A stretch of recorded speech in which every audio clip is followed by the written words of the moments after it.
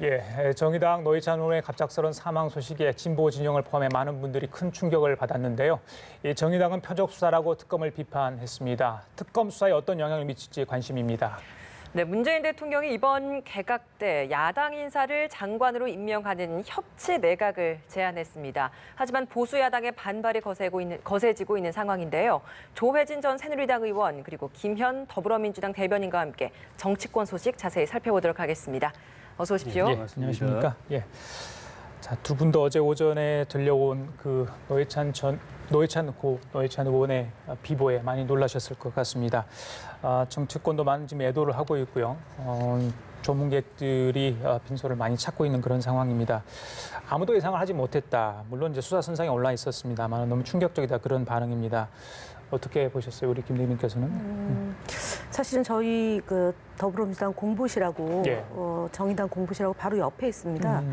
근데 갑자기 정의당 쪽에서 되게 좀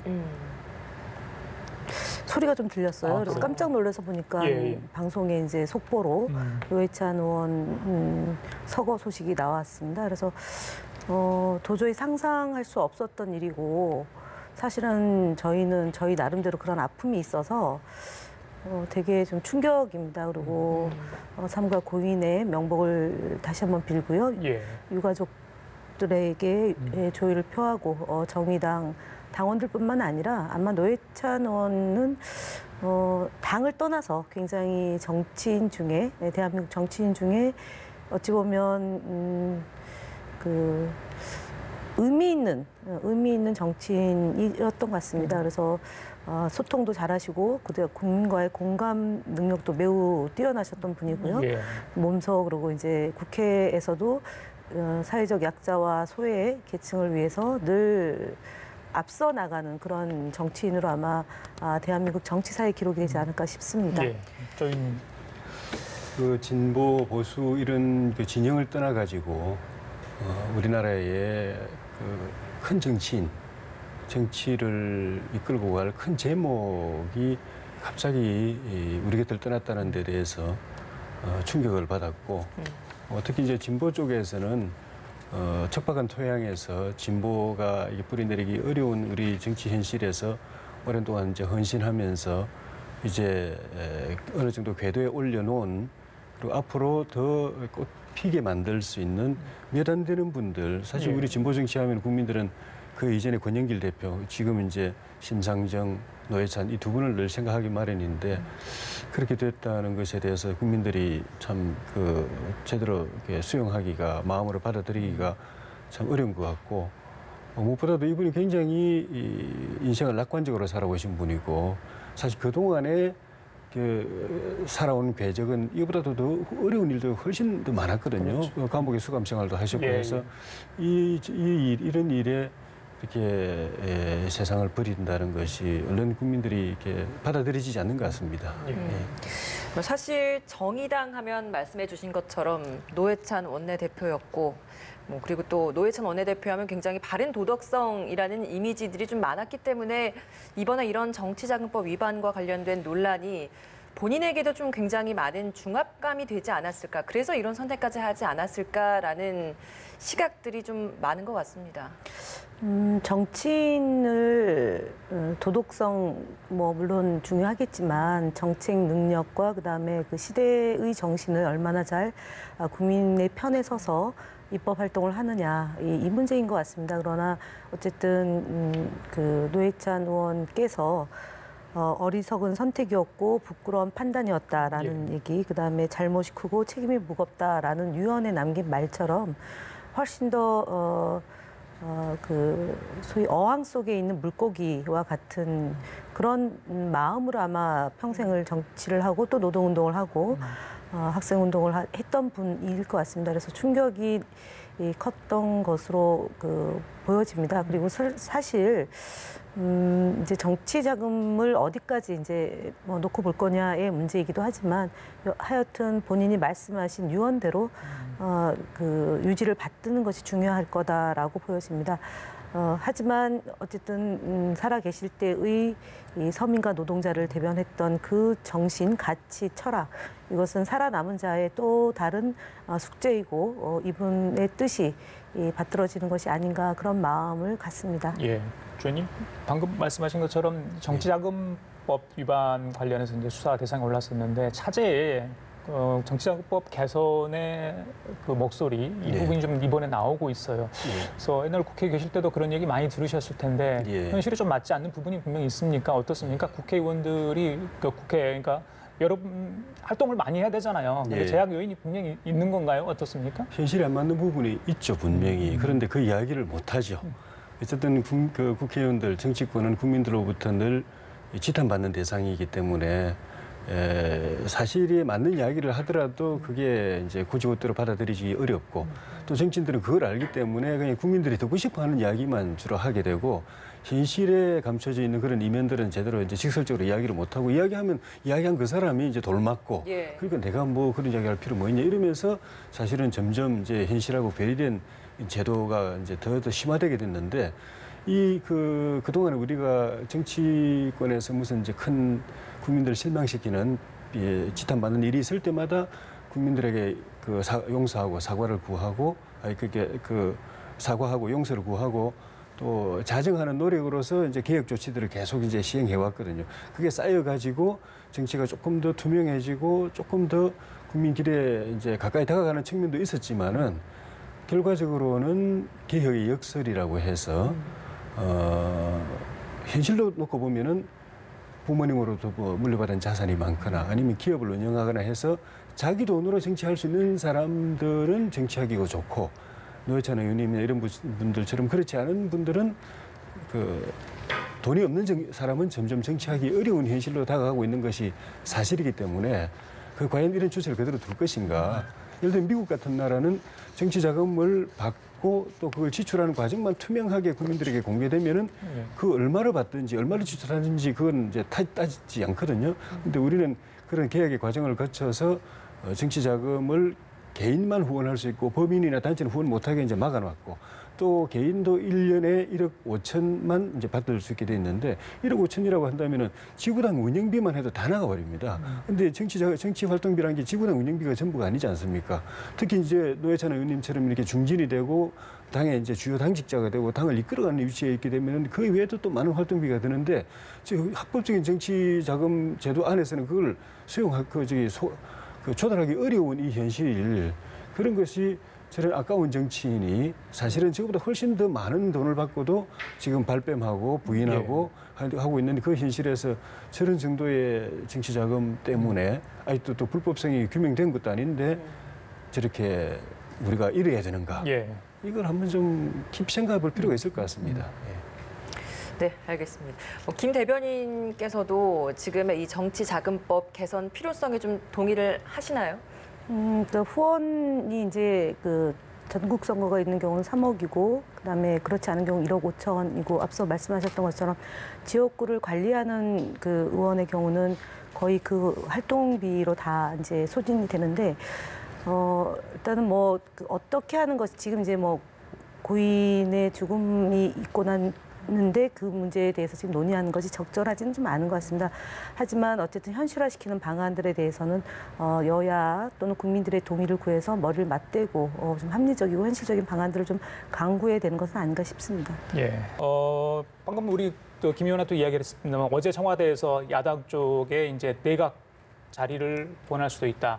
그래서 이걸 소연정이라고 해야 될지 모르겠습니다만은 이렇게 청와대에서 협치를 하겠다는 의지를 표시한 배경이 굉장히 궁금하거든요. 김 대변인, 이게 민주당 쪽에서 먼저 제안했다 이렇게 이야기던데 맞습니까? 일단은 이제 개혁입법연대 얘기가 최근에 있었고요. 그리고 지금 의석 비율로 놓고 보더라도 어쨌든 저희 더불어민주당만으로는 좋은 입법 잘 안 되는 구조이죠. 그래서 야당 중에 정의당, 그다음에 바른미래당, 그다음에 민주평화당까지 포함해서 어쨌든 개혁입법 연대를 한다. 그러니까 정책 협치인데 거기서 한 단계 좀 격상시켜서 협치 내각을 구상하는 하는 것이 어떻겠느냐라는 얘기가 어저께 이제 청와대 발로 예. 나왔고요.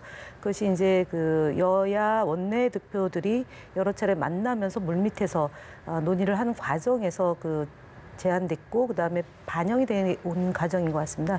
근데 일단은 이제 저희 청와대와 더불어민주당에서 제안했다 하더라도 예. 야당에서 그것을 어떻게 반영할 거냐의 문제가 남아있기 때문에 여전히 이것도 협치의 문제 영역이라고 봅니다. 야당은 자유한국당, 바른미래당 그 외 다른 소수 정당까지 다 포함하는 겁니까? 손을 다 여는 근데 거지. 지금까지는 어쨌든 개혁입법 연대의 틀 안에서의 예. 협치 문제이기 때문에 예. 자유한국당은 아마 거절할 것이고요. 개혁입법 연대에 함께하려고 하는 그런 의지는 아직까지 확인이 안 됐기 때문에 예. 조금 이제 그 범위를 조금 그러니까 개혁입법 연대의 이 틀 안에서의 협치의 내각이 아마 더 현실성 있는 것이 아닌가 그렇게 보는데 그럼에도 불구하고 지금 바른미래당에서는 좀 부정적인 의견이 나오고 있기 때문에 저희들이 정성을 갖고 9월 달부터 진행된 정기국회를 대비하기 위해서 어쨌든 여야 간의 그런 국민이 원하는 그런 정치권의 상을 그려내는 데 있어서의 이 협치 내각도 굉장히 중요한 고리의 역할이 되지 않을까 봅니다. 예. 예, 조 의원님 좀 어떻게 보십니까? 범진보 진영만 포함되는 협치 내각이 될 것이냐 아니면 보수 야당까지 포함될 것이냐 어떻게 보십니까? 현실적으로는 이제 범진보 또는 범여권 여성향의 친여 야당끼리의 그 협치 입각을 통한 협치 가능성이 현실적으로 더 많아 보이는데 만약에 그 일단 청와대는 그 대변인 이름으로 예. 자유한국당까지 포함해서 다 열려 있다 이렇게 이야기를 했는데 만약에 제1야당인 자유한국당, 그럼 바른미래당, 평화당, 정의당 다 한두 명씩 내각에 보내게 되면 그건 거국 내각이 되는 것이고요.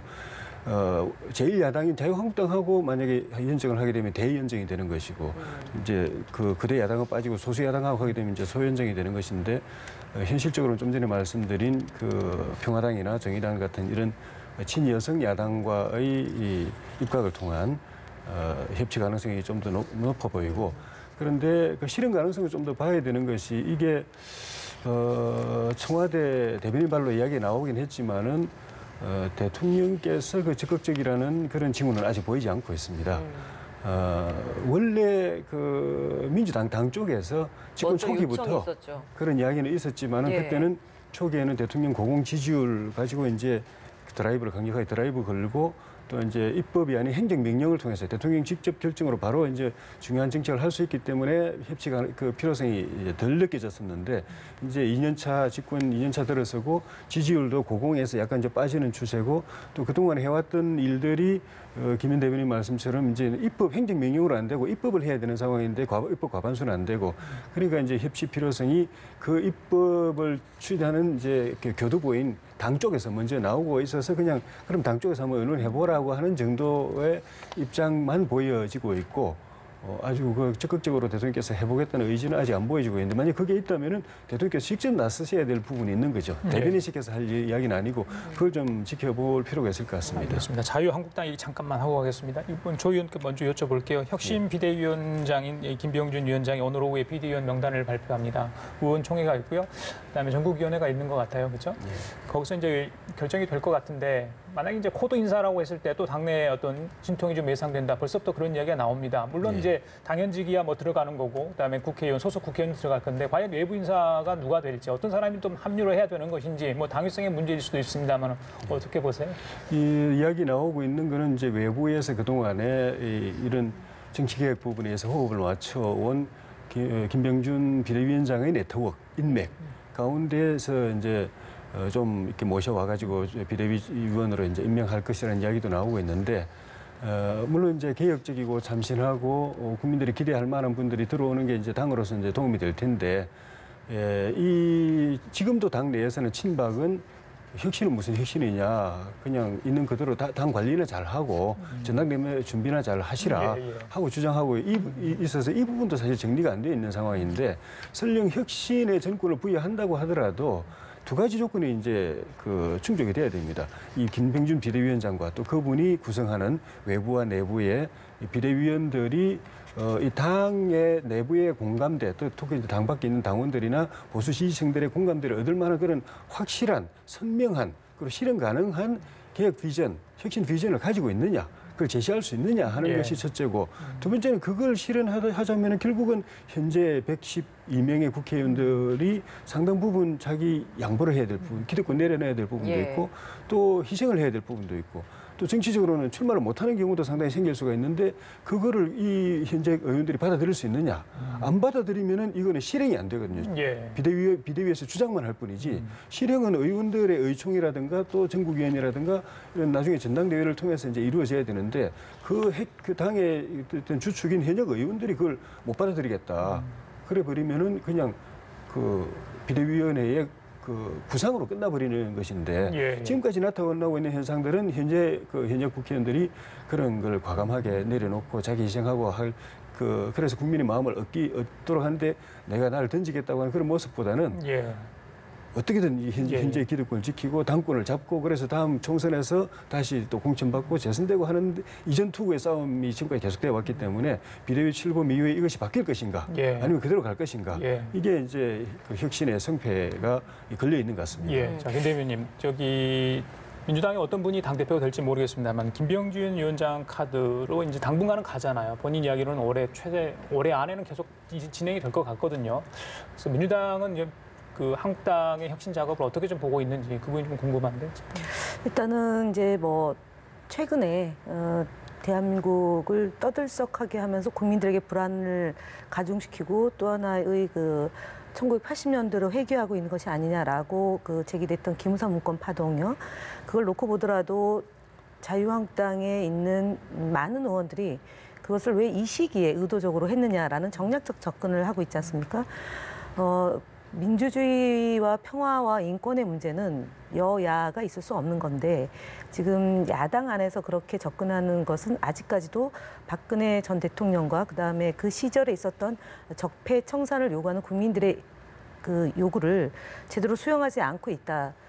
즉 반성이 아직 안 되고 있다라는 점을 지적하지 않을 수 없습니다. 그래서 지금 예. 김병준 비대위원장이 야심차게 그 혁신을 하고자 하는 깃발을 들었지만 적어도 자유한국당 내에 이런 그 인식의 한계 또는 국민들과 괴리감 이런 것들을 얼마나 해결해 내느냐가 아마 그 혁신 비대위원장인 김병준 위원장이 보수의 가치를 좀 더 강화시키겠다라는 것하고 이제 연결이 될 것 같습니다. 그러나 지금까지는 그 당과 예. 비대위원장의 그런 생각이 잘 융화될 것 같지는 않습니다. 물과 예, 기름과 예. 같이 이렇게 좀 이렇게 떨어질 있는 듯한데 적어도 정치가 발전하고 국민들이 그런 그 민생의 문제나 경제의 문제나 평화의 문제를 해결해야 된다는 그런 요구를 반영한다면 네. 자유한국당에서 그런 자성의 목소리가 좀 더욱더 높아져서 김병준 혁신위원장의 그런 보수의 가치가 좀 보장되는 그런 것이 된다라면 한국 사회의 한 단계 높아지는 그런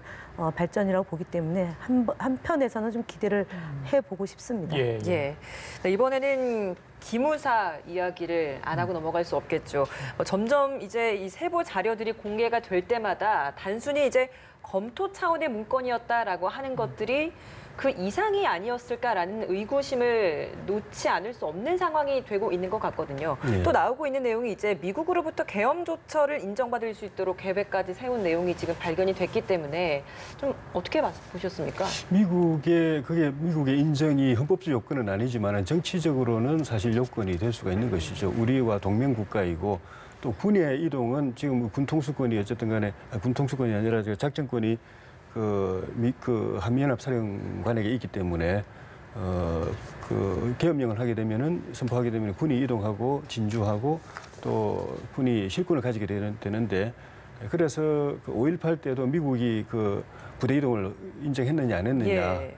인정했다면은 미국 5.17 계엄 조치에도 미국이 책임이 있는 거 아니냐 그런 논란들이 있었던 이유가 이런 것 때문이거든요. 예. 그래서 이제 그걸 준비하고 계획하는 쪽에서는 당연히 이제 고려할 수밖에 없는 것이고 실제로 계엄령 선포한다면 미국하고도 협의가 군사 부대 이동과 관련해서는 협의가 있어야 될 것입니다. 예. 그러니까 그 계엄령 자체는 헌법에 규정되어 있는 것이기 때문에 헌법 77조에 그 전시나 사변이나 그에 준하는 국가 비상사태가 있어가지고 평시에 저 치안 기구 가지고 경찰력으로 치안 유지가 어려울 때는 이제 군이 동원돼 가지고 계엄 그 치안을 유지하고 또 일정 기간 동안에 이제 국가의 운영을 이제 책임지는 그런 게 이제 헌법에 규정돼 있어가지고 만약 계엄령이 선포가 되면은 행정부나 사법부의 권한에 대해서 일단 다른 조치를 할 수 있다고 되어 있는데 그거는 이제 군이 일정 부분 그 역할을 한다는 의미고 또 국민의 기본권에 관해서도 언론 출판의 자유나 집회 결사의 자유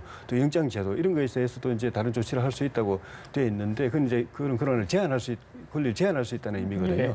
그러니까 그런 그 헌법 규정과 또 그게 의해서 만들어진 계엄법에 따라서 또 합참의 그런 이제 계엄 매뉴얼에 따라서 진행되는 것이냐, 계획된 것이냐, 아니면 그걸 벗어난 것이냐 그런 것들이 이제 논란이 될 수 있고 만약 벗어난 것이라면은 그게 실행까지 단계까지 갔었느냐 하는 것이 이제 밝혀져야 될 부분인 것 같습니다. 예, 김대님 짧게 부탁드릴게요. 뭐 이제 특수단에서 이제 청와대 쪽에서도 아마 이제 수사를 할 단계라고 있잖아요. 추가 문건 공개도 없다는데 어제 이제 군과 검찰이 함께 이제 수사를 하겠다까지 하지 않았습니까? 앞으로 어떻게 이 방향이 전개될지 짧게 좀 부탁드리겠습니다. 일단은 뭐 그 국회의원에 대해서도 성향 분석을 해서 160명, 130명 하고 언론을 통제를 어떻게 할 건가에 대한 구체적인 실행 계획이 나왔고 그다음 한민구 장관이 그동안 부인해 왔지만 4월 19일 날 이런 실행 계획에 대한 구체적인 것을 어떻게 제시하라라는 문건까지 나온 마당입니다. 그래서 제가 볼 때는 그 아픈 역사가 반복되지 않으려면 제대로 그 수술을 해야 된다고 보고 검경 그 수사단에서 합동수사기구에서 제대로 진상규명을 하고 누구의 지시에 의해서 어떤 단계까지 갔는지를 국민들에게 소상히 밝혀야 된다고 봅니다. 예, 그래요. 알겠습니다. 자, 지금까지 김의원 더불어민주당 대변인 조혜진 전 새누리당 의원과 함께 얘기 나눠봤습니다. 두 분 감사합니다. 고맙습니다. 고맙습니다.